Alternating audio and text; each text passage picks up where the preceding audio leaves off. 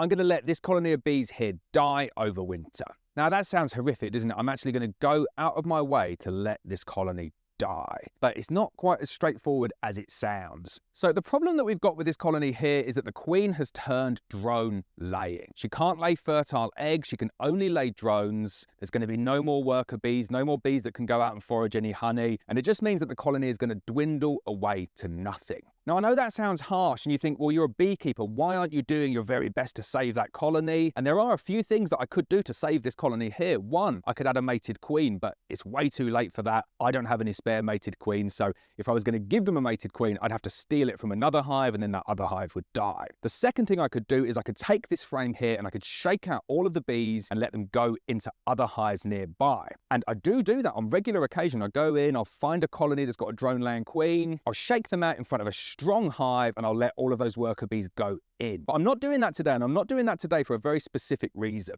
This colony of bees has just gone way, way too far.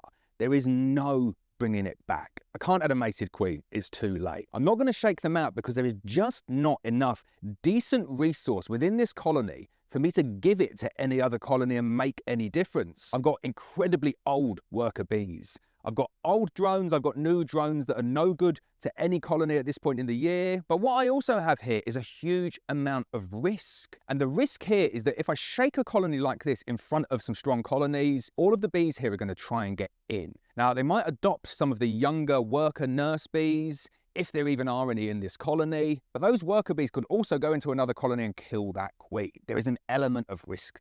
So what I have to do at the end of the season when I'm analysing my drone laying colonies like this is there any value in there, and does the value outweigh the risk? If I've got a colony full to the brim with worker bees and they've just turned drone laying, I'll definitely shake them out in front of two strong colonies, and that way I'm using the value and I'm accepting the small risk. But with a colony that's failed as bad as this one here, there isn't anywhere near enough value to justify the risk of shaking them out. So I'm really sorry, bees, but unfortunately you are going to die over winter.